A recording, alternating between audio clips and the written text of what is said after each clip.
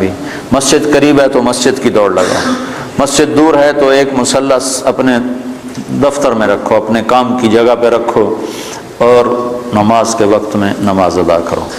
اور اگر آپ اکیلے ہو تو اذان دو، تکبیر کہو، پھر نماز پڑھو، تو آس پاس جتنی فضا ہے وہ گواہ ہو جائے گی، اور آس پاس جتنے اہل ایمان جنات ہیں وہ نماز میں شریک ہو جاتے۔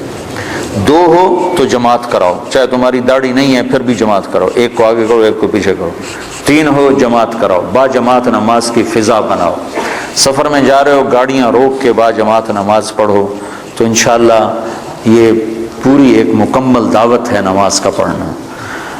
تو عبادات میں میرے بھائیوں بہنوں نماز کا ناغہ نہ ہو۔ مستورات سے کہتا ہوں پردے کا اہتمام کرو، اپنی بچیوں کو شروع سے پردے پر لگاؤ، پردہ ان کی فطرت میں شامل ہو، پردہ کرنے والی بنے، اپنے ان کے لباس میں پتلون نہ ہو، شلوار ہو، یہ با پرد با حیا لباس ہے۔ عورت کے لیے پتلون، مرد کے لیے پتلون با حیا لباس نہیں ہے تو عورت کے لیے کہاں سے ہوگا؟ تو اپنے بچوں کو، اپنی بچیوں کو اسلامی لباس کا عادی بناؤ، پیار سے محبت سے، یہاں سختی تو چلتی نہیں، اور سختی کہیں بھی نہیں چلتی، ہر جگہ پیار محبت سے ہی کام چلتا ہے۔ اللہ نے بھی پیار سے ہی ہمیں سمجھایا ہے اور پیار سے ہی ہمیں اپنی طرف بلایا ہے۔ کہیں کہیں اس نے انجام بتانے کے لیے بتا دیا کہ جہنم بھی ہے، ورنہ اللہ کا عام انداز پورے قرآن میں یا ایھا الذین آمنوا، کتنی عزت کے ساتھ اللہ ہمیں بلاتا ہے، اے ایمان والو، اے ایمان والو۔ تو دوسری چیز جو تو نماز کی نیت کر لی سارے بھائیوں نے؟ قرآن کے لیے ضرور وقت نکالیں، تلاوت کے لیے کچھ وقت نکالا جائے، نہیں پڑھا ہوا تو تھوڑا تھوڑا کر کے، اب تو ہر جگہ مساجد ہیں، علماء ہیں، قراء ہیں، قرآن تھوڑا تھوڑا پڑھنا شروع کریں۔ سال میں 2 دفعہ قرآن ختم کرنا قرآن کا حق بنتا ہے، اور دل کی زندگی کے لیے قرآن سب سے بڑی غذا ہے۔ دل کو غذا نہ ملے تو مر جاتا ہے، تو دل کو، روح کو قرآن کی غذا نہ ملے تو روح مر جاتی ہے۔ تو قرآن کی تلاوت کے لیے وقت نکالیں۔ اور دوسری چیز جس پر جا کر اسلام مکمل ہوتا ہے وہ اچھے اخلاق ہیں۔ اپنے اخلاق کو بلند کریں، اور سارے اخلاق کا خلاصہ 3 باتیں ہیں: تصل من قطعک وتعطی من حرمک وتعفو عن من ظلمک۔ جو توڑے اس سے جوڑو، جو محروم کرے عطا کرو، جو زیادتی کرے معاف کرو۔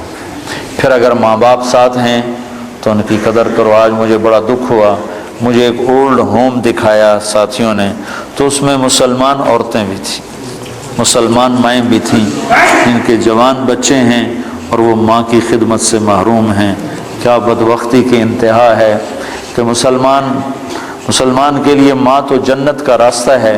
میرے نبی نے فرمایا ماں کے قدموں تلے جنت ہے، اور میرے نبی نے فرمایا کاش میری ماں زندہ ہوتی تو میں اپنی ماں کی ایسی خدمت کرتا کہ میں عشاء کی نماز کے مصلی پر ہوتا اور سورۃ فاتحہ شروع کر چکا ہوتا، اور ادھر سے میری ماں مجھے پکارتی بیٹا محمد، تو میں ماں کی خاطر نماز توڑ دیتا اور میں کہتا لبیک اماں جی، لبیک یا اماں، اماں جی لبیک، نماز میں دوبارہ پڑھ لوں گا، آپ مجھے ارشاد فرمائیں آپ کا کیا حکم ہے۔ جہاں نبی نے اتنا بڑا مقام بتایا ہو، آج دیکھ کر میرا بڑا دل کٹا کہ مسلمان مائیں بھی اولڈ ہوم میں پہنچی ہوئی۔ تو اپنے ماں باپ اگر ساتھ ہیں تو ان کو اپنی جنت کا راستہ بناؤ، ان کی خدمت کر کے، ان کی دعا لے کے اپنے لیے جنت واجب کر لو۔ ماں باپ کی خدمت کرنے والوں کے لیے جنت واجب ہو جاتی، اور ان کے لیے جنت میں رکاوٹ صرف موت ہوتی ہے کہ موت نہیں آ رہی، وہ جنت میں نہیں جا رہے، ورنہ مرتے ہی سیدھے جنت میں جائیں جو اپنے ماں باپ کی دعا لے لیتے ہیں، ماں باپ کو خوش کر لیتے ہیں۔ تو اپنے ماں باپ کا مقام سمجھو۔ اللہ کے نبی نے فرمایا جس نے ماں باپ کو ناراض کیا ان پہ اللہ کی لعنت، ان پہ فرشتوں کی لعنت، ان پہ زمین آسمان کی لعنت، نہ ان کی نماز قبول ہے، نہ روزہ قبول ہے، نہ صدقہ قبول ہے۔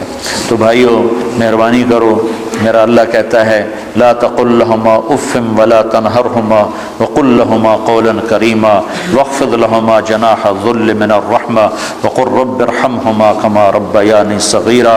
میرا رب کہتا ہے ماں باپ کے آگے سر جھکا دو، اپنے بازو بچھا دو اور ان کے غلام بن جاؤ، ان کے آگے اف نہ کرو، ان کے آگے آہ نہ کرو، ان کے آگے ہوں نہ کرو، ان کو میٹھے بول سے بلاؤ۔ تو تمہارا رب اس پر تمہارے لیے جنت الفردوس کے فیصلے فرمانے والا ہے۔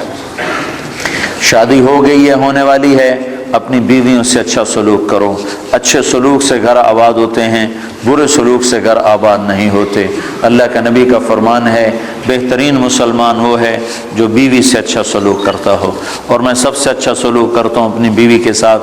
اور اللہ کے نبی کا فرمان ہے جنت میں میرے گھر کے قریب اس کا گھر ہوگا جس کے اخلاق اچھے ہوں گے اور جس کا بیوی کے ساتھ اچھا سلوک ہو۔ پھر بیویوں کو سمجھایا اللہ کے نبی نے۔ ایک عورت نے آ کر عرض کی یا رسول اللہ میری شادی ہو رہی ہے، میرے خاوند کا میرے اوپر کیا حق ہے؟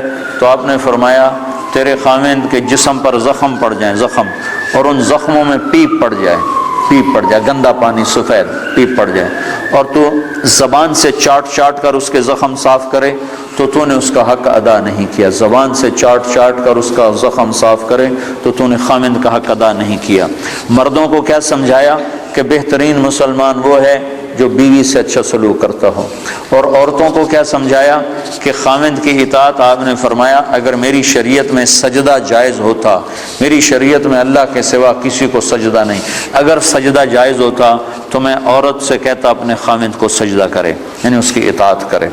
اور مردوں کو سمجھایا کہ سب سے بہترین خرچ بیوی پر خرچ کرنا ہے، بچوں پر خرچ کرنا ہے، اور بہترین مسلمان وہ ہے جو بیوی کے ساتھ اچھا سلوک کرتا ہو۔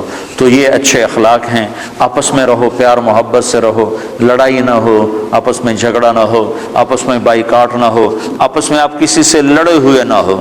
کوئی مسلمان ایسا نہ ہو جس سے آپ کہو کہ میں اس سے نہیں بولتا، میری اس سے بات چیت بند ہے، ایسا ایک بھی نہ ہو۔ اگر کوئی ہے تو اٹھتے ہی توبہ کر کے اس سے معافی مانگ لو تو اللہ کے دربار میں آپ کا مقام بلند ہو جائے گا۔ جب دو مسلمان آپس میں لڑ پڑیں اور وہ صلح نہ کریں تو اللہ تعالیٰ ان کے اعمال مردود کر دیتا، نہ نماز قبول، نہ روزہ قبول، نہ حج قبول۔ تو اللہ تعالیٰ فرماتا ہے جب تک یہ صلح نہیں کرتے ان کا کوئی عمل قبول نہیں ہے۔ تو آپس میں پیار محبت سے رہو، آپ پرائے دیس میں ہو، نہ مذہب کے نام پہ لڑو، نہ رشتے ناطے کے نام پہ لڑو، نہ آپس کی سیاسی باتوں پر لڑو، پیار محبت کی فضا قائم رکھو۔ اللہ کو بہت پسند ہے ایک دوسرے کا خیال کرنا۔ ایک آدمی آئے گا قیامت کے دن تو اللہ تعالیٰ کے فرشتے کہیں گے یا اللہ اس کے کھاتے میں کوئی عمل کوئی نہیں، اس کے کھاتے میں کوئی عمل کوئی نہیں۔ تو اللہ تعالیٰ فرمائیں گے ہاں بھائی کوئی ہے تیرے کھاتے میں عمل یا خالی ہو؟ کہے گا یا اللہ ایک ہے اور کچھ نہیں، ایک ہے اور کچھ نہیں۔